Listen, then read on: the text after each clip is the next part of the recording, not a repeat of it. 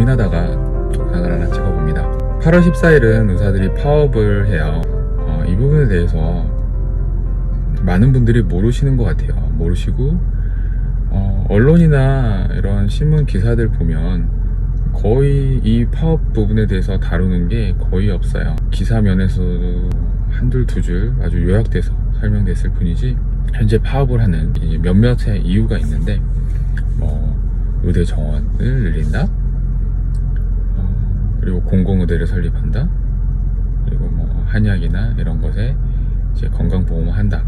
이 부분에 대해서 많은 언론들이 당연히 정부안이 옳다라고 하는 게 더 많아요. 도대체 의사들이 뭐가 불만이어서 파업까지 하냐, 혹은 관심도 없고 모르시는 분들이 많으실 것 같아서 정말 좀 고민하다가 영상을 좀 찍어봅니다.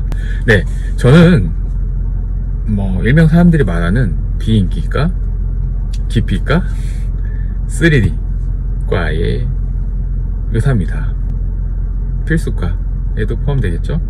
일단 정부가 그런 필수 인력들을 늘리겠다는 거죠. 처음부터 지원할 때 그 필수 인력을 하게 지원을 해서 10년간 의무복무를 시키겠다, 혹은 지역의사처럼, 그러니까 군 복무처럼 그 지역에서 근무를 시키겠다, 공공의대도 설립하겠다.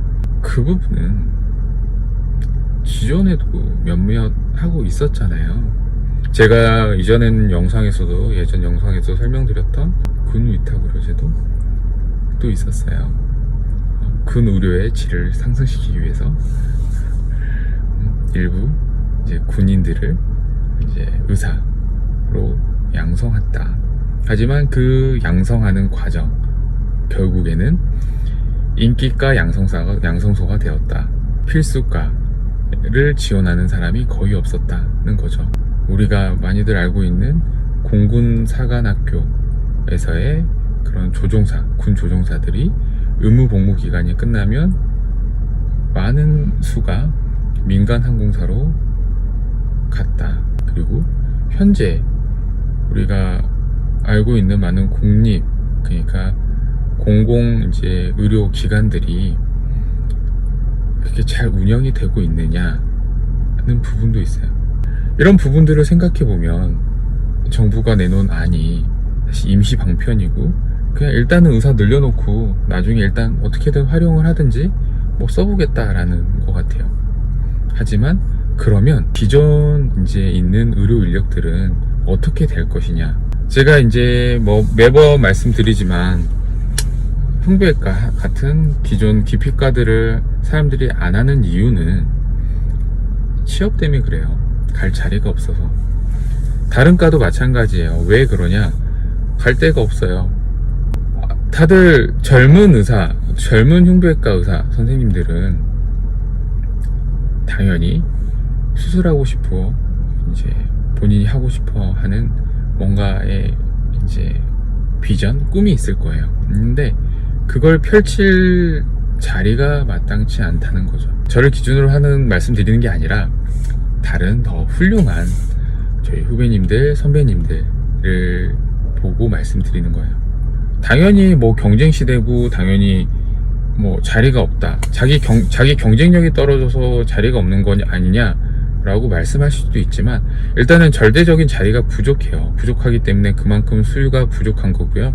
나중에 정말 흉부외과든 그런 필수 인력들이 부족한 시기가 오게 되면 정말 이제 대체할 인력이 없기 때문에 보호해야 되는 부분이 있지 않나 하는 생각을 조심스럽게 합니다. 정부안이 문제가 있다는 것은 그 기존 인력들은 버릴 것이냐, 오히려 그 기존 인력들이 훨씬 더 트레이닝을 받은 상태이기 때문에, 많은 트레이닝을 받았고 바로 필드로 갈 수 있는 사람들이 정말 주위를 둘러보면 엄청 많아요.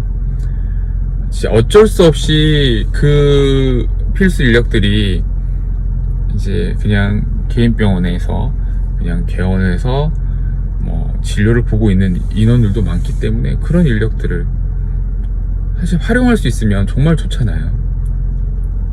왜냐면 이제 다른 필드에서 봤을 때 변호사를 하다가도 검사로 임용될 수도 있고, 이런 방법들이 있기 때문에 그런 것들을 좀 많이 이제 지금 필드에 있는 로컬이나 이런 데서 있는 정말 훌륭하신 선생님들을 사실 공공의료기관에서 채용을 해도 되고 이런 부분들도 있는데 왜 그런 인력들을 활용하려고 생각하지 않은지. 제가 최근에 이런 얘기를 들었어요. 많은 그냥 일반인 선생님들 혹은 대학생들, 의대생들이 전문의를 굳이 왜 하냐라고 하는 생각들을 많이 하신대요. 왜냐면 그렇게 힘들게 왜 전문의를 하냐, 하고 나서 고생만 하는데 어차피 전문의가 돼서 갈 자리가 뭐 그렇게 한정되어 있고 하는 일은 똑같은데 왜 굳이 전문의를 하냐라고 하신대요. 지금 환경이 그래요. 우리 환경이 그런 상황인데 이런 상황에서 굳이 의사를 더 만들어서 무슨 의미가 있냐, 의료질에 상승해서 뭐 무슨 문제가 있냐 하는 부분이죠. 그렇기 때문에 지금은 무작정 의사 인력을 늘리는 게 중요한 게 아니라 현재 있는 인원들, 인력들을 관리하고 정말 마음 편하게 일할 수 있는 상황을 만들어주는 게 더 중요하지 않는가 하는 생각이 들어요.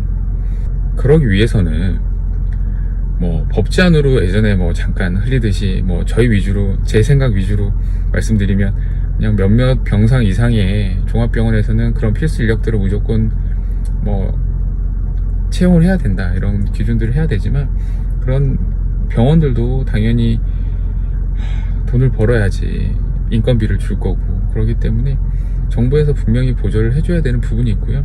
그런 방법 중에 하나가 의료 수가, 그러니까 의료 그런 수술 비용이나 이런 수가들을 올려줘야 된다고 생각이 들어요. 흉부외과 수술이든 외과 수술이든 그 수술 비용 하나가 지출되는 그런 비용에 비해서 수가가 낮은 게 사실이거든요. 지금 심장 수술이든 폐암 수술이든 제가 알고 있는 부분에 대해서는 외국에 비해서 수가가 거의 10분의 1이에요. 당연히 저렴하니까 접근하는 환자분들 측면에서는 좋은 거는 맞아요. 그래서 그런 환자분들의 부담금을 늘려달라는 건 아니지만 정부에서 그 부분에 대해서는 꼭 필요한 과에서 꼭 필요한 수술을 하는 부분에 대해서는 보존을 해줘야 되는 부분이 있지 않을까, 서포트를 해줘야 되는 부분이 있지 않을까 하는 생각이 들어요. 제가 하고 싶은 말은 기존 인력이나 더 잘 관리하고 그 기존 인력을 활용할 방안을 만들 생각을 해야 되지 않을까 하는 생각이 먼저 들고요. 그게 주예요. 그게 주고, 아니 그냥 인원만 더 늘려가지고 혼란을 만들지 말고 기존 인력을 더 잘 채용해서 체계적으로 활용하면 더 좋지 않을까. 그리고 지금 파업하는 이유는 이 정도로 하지 않으면 아무도 들어주지도 알려고 하지도 않을 것 같고 오히려 비판만 할 거고, 그렇기 때문에 파업이라는 마지막 카드를 이제 들고 나온 거예요. 여러 가지 생각들이 많지만 저희가 몇몇 이제 그 내용들을 정리한 링크들을 올려놓을게요. 한번 읽어보시고 이런 생각들을 한다, 이렇기 때문에 파업까지 진짜 무리한 파업까지도 한다. 하지만 파업을 하지만 필수 인력들은 남아서 묵묵히 진료를 볼 겁니다. 그래서 우리 환자분들에게 피해가 가는 일은 거의 발생하지 않을 거니까 걱정은 안 하셔도 될 거다는 말씀을 좀 마무리하고요. 기존 인력들이라도 좀 잘 활용할 수 있는 대처를 좀 만들어 주셨으면 하는 마지막 말씀을 좀 드리면서, 마지막 장마가 간 뒤로 이제 더워요. 너무 무덥고 이제 습해서 짜증 나는데 모두들 건강관리 잘 하셔서 이렇게 여름 잘 지나갔으면 좋겠습니다. 네, 좀 무거운 말이고 하지만 조금 알아주셨으면 해서 이 말씀 좀 드려요. 네, 알겠습니다.